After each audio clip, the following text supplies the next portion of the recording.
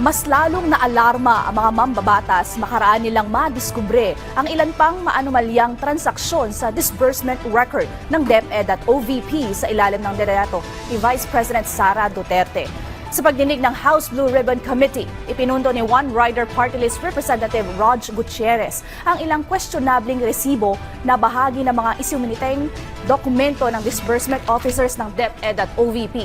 Partikular dito ang 37.5 million pesos na land bank check na napa-encash noong February 21, 2023. Nang sumunod na araw ay naipamahagi ang nasabing halaga sa ilang mga lugar sa Luzon, Visayas at Mindanao bilang pambili ng ilang supplies.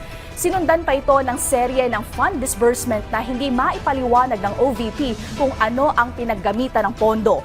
Tulad ng inaasahan, hindi nagpakita sa pagdinig ang mga disbursement officers ng tanggapan ni VP Sara sa pangunguna ni Gina Acosta ng OVP at Edward Fajarda ng DepEd.